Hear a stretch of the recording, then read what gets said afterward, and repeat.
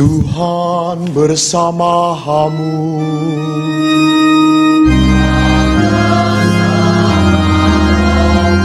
Inilah Injil Yesus Kristus menurut Matius.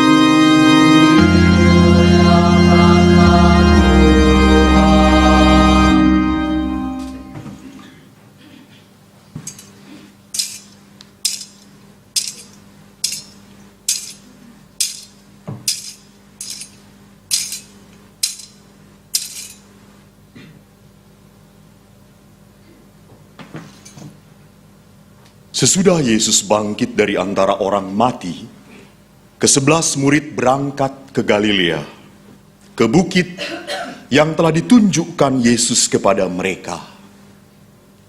Ketika melihat Dia, mereka menyembahnya, tetapi beberapa orang ragu-ragu. Yesus mendekati mereka, seraya berkata, "Kepadaku telah diberikan segala kuasa di surga dan di bumi.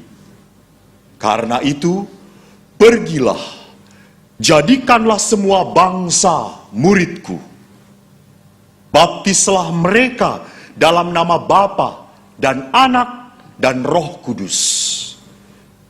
Ajarlah mereka melakukan segala sesuatu yang telah kuperintahkan kepadamu. Dan ketahuilah, Aku menyertai kamu senantiasa sampai akhir zaman." Berbahagialah orang yang mendengarkan sabda Tuhan dan tekun melaksanakannya.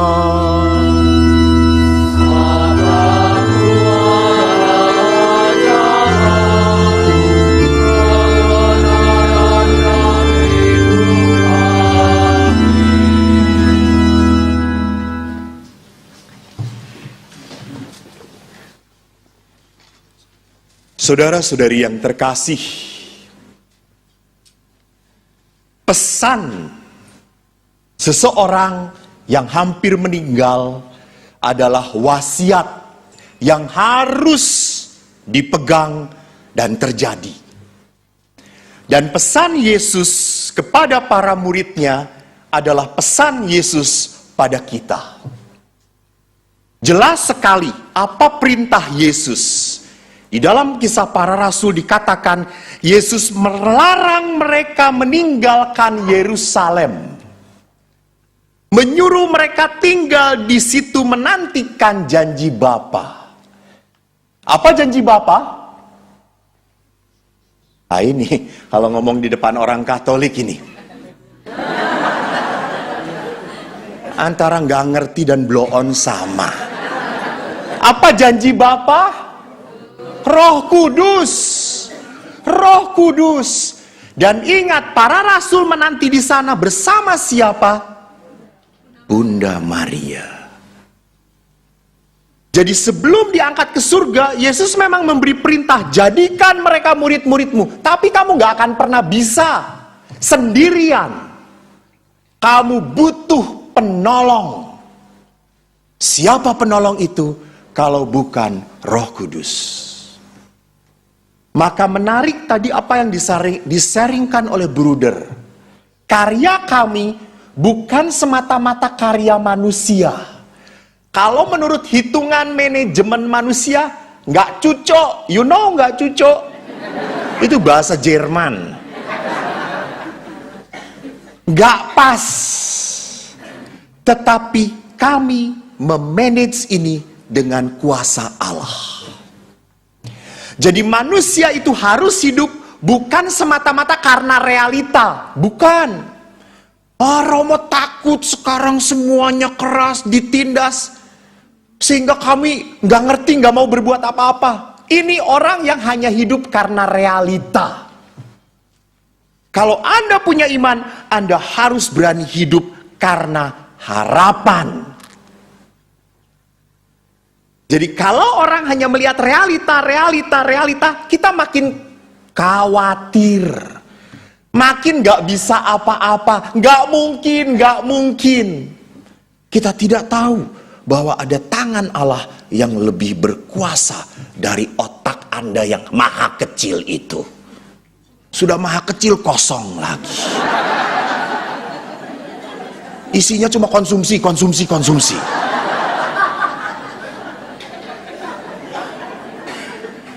Bapak Ibu yang terkasih, saya memberi kesaksian bahwa karya Roh Kudus itu hebat.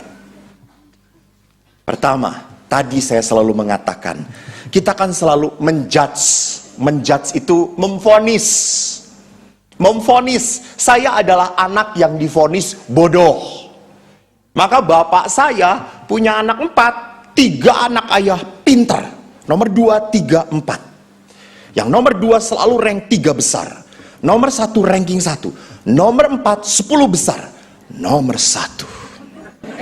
Ini anak yang paling dicintai Tuhan. Jangan mentertawakan dosa. Anak ini sekolah ranking 35. Dan bapak itu selalu mengatakan, kamu ki bodoh le, bodoh.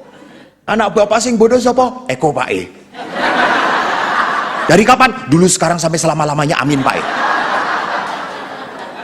Sehingga saya minder karena dicap bodoh, bodoh, bodoh.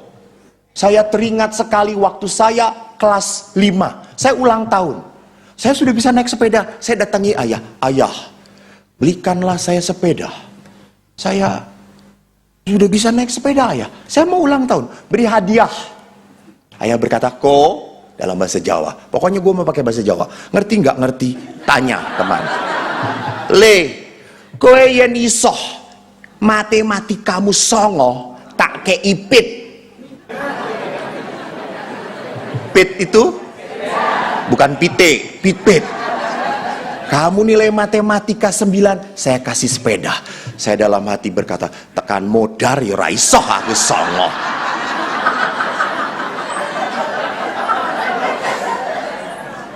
Bulan berikutnya, dan saya tidak dapat sepeda. Karena saya sudah dijatah oleh Tuhan matematika 3. Itu sudah takdir, saudara-saudara.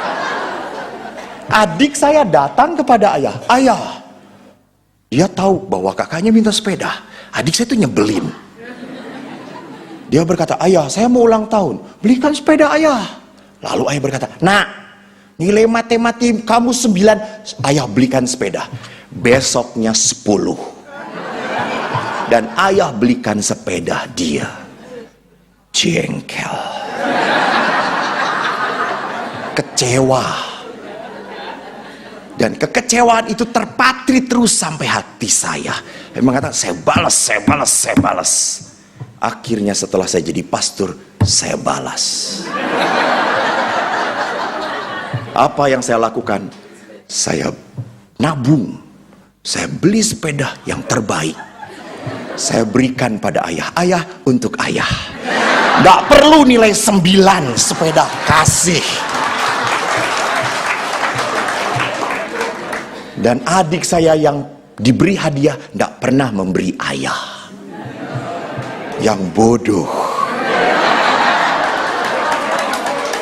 Dan saya suka sedih kalau om-om kumpul-kumpul itu kan selalu membanding-bandingkan anak-anaknya tuh. Oh, anak tante sekian, anak om sekian. Om saya tuh selalu teriak, kok ranking berapa kok? 35 om. Masih? Wah, itu sudah dari sononya. Tapi maaf, sekarang om-om saya itu cari nasihat pada siapa?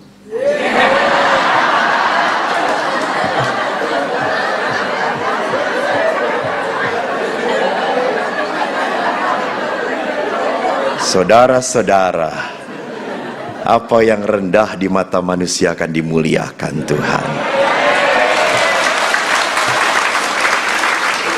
Hiduplah dengan percaya dan harapan. Maka anak jangan dimaki, berkati. Jangan terlalu menuduh, kamu bodoh. Lihat seperti bapakmu juga bodoh. Iya. Bapak saya itu ngomong, kamu bodoh. Saya jengkel. Bodoh-bodoh kan anak bapak. Saya itu. Lalu bapak saya ngomong, ya anak bapak tapi bukan turunan bapak.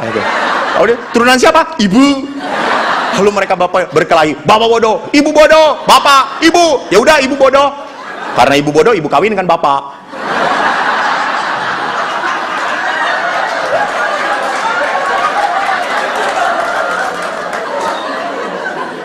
Jadi Bapak Ibu tolong berkati. Orang yang memberkati adalah orang yang hidup dengan harapan. Harapan lebih kuat daripada kekhawatiran.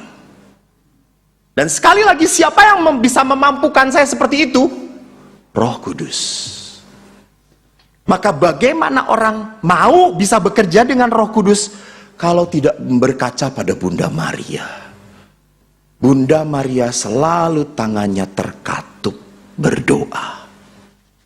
Dia tahu dia ini hamba. Kalau Bunda Maria hamba, kita ini kacung. Saya suka kaget tuh. Saya hamba Allah. Romo siapa? Kacung. Ada saya tuh. Jadi lebih blow on.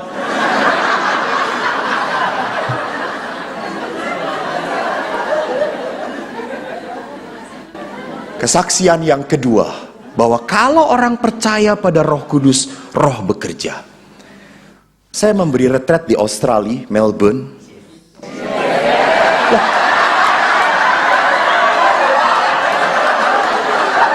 Saya kesini sih hanya ece-ece. Sebetulnya nggak level. Maaf, bukan menghina. Kenyataan. Saya memberi retret di Melbourne, lalu tiba-tiba anak-anak muda langsung teriak, Romo, retret tahun lalu berhasil. Dan yang mengundang saya adalah KTM. Bruder tahu. Lalu saya tanya, siapa emang tahun lalu? Wah, Romo, semua berhasil. Terus saya tanya, emang ukuran berhasilnya apa? Romo, banyak yang resting. Anda tahu resting? Tahu resting in the spirit? Didoakan, bubrak. Lalu saya langsung ketir-ketir. Saya tanya, emang tahun lalu siapa yang ngasih? Romo Yohanes Indra Kusuma. Itu si jagonya, kata saya. Jujur saja, saya tidak bisa mendoakan orang sampai resting. Saya pernah KRK, kan banyak yang mendoakan Romo di sini, kubrak. Saya itu sampai mendoakan, ya Yesus. Dia diam aja begini. Sampai saya berkata, udah capek lah gue, kata saya tuh. Saya tuh tidak mampu membuat orang resting. Itu bukan karunia. Ingat, itu karunia. Lalu akhirnya ukurannya adalah resting. Meninggal nggak, kata saya. Maka waktu mau retret saya udah ketakutan. Sampai mau acara itu adalah acara puncak pendoaan pencurahan Roh Kudus itu. Dan harus sampai resting. Sampai saya berdoa kepada Sakramen Maha Kudus. Tuhan, tolonglah hambamu ini. Tolong sedikit. Kalau nggak banyak resting, gua nggak diundang lagi, Tuhan. Kalau nggak ke Jakarta sih nggak apa-apa. Australia jalan-jalan, coy.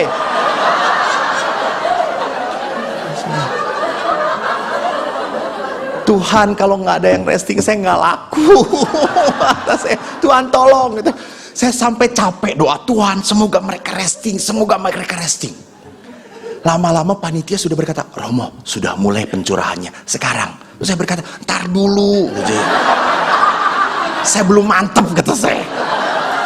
Lama-lama saya doa makin capek toh ya. Lalu saya berkata, ya Tuhan sudahlah, kalau mereka tidak ada yang resting, saya sajalah yang resting, kata saya. Jengkel nggak, ngatur Tuhan itu susah. Lalu akhirnya pada saat acara pencurahan, ada mesdinar sebelah saya. Mesdinar sudah berkata, Romo mulai sekarang saya akan merem. Tiba-tiba, Tuhan saya takut. Saya nggak ngerti. Tiba-tiba saya berpikir, oh ya, akhirnya apa? Oh, saya rubah. Saya deketin mesdinar. Kita rubah. Mereka jangan maju satu-satu. Mereka diam. Lalu Romo bagaimana? Saya mau bawa Sakramen Maha Kudus. Kalau tidak ada yang resting, salahin Sakramen Maha Kudus.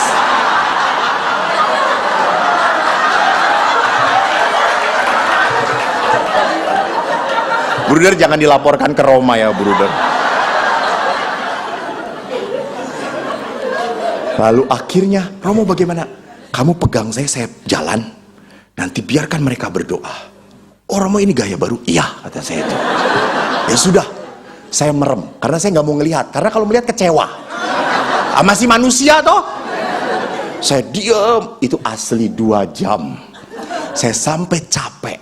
Saya taruh akhirnya sakramen Maha Kudus dan saya ngegubrak. Saya lemes sekali. Setelah itu saya berdoa, sudahlah, terjadilah. Gua nggak laku nggak apa-apa, kata saya itu. Yang penting selesai. Setelah berdoa, saya keluar, semua panitia datang kepada saya. Romo, dahsyat. Terus saya tanya, emang kenapa semua resting Romo? Romo diurapi ya? Saya berkata, bukan. Itu karya Roh Kudus. Saudaraku, jangan pernah mencuri kemuliaan dari Tuhan. Kalau Anda bisa setia, bukan karena kuat Anda, tapi karena Roh Kudus bekerja pada Anda. Mari kita memulai novena, agar pada saat hari Pantekosta nanti, Roh Kudus pun tercurah atas hati kita. Kalau Anda selalu mengeluh, saya tidak bisa, karena Anda tidak mengandalkan Tuhan. Hiduplah karena percaya, karena berharap, bukan terlalu banyak melihat ketakutan.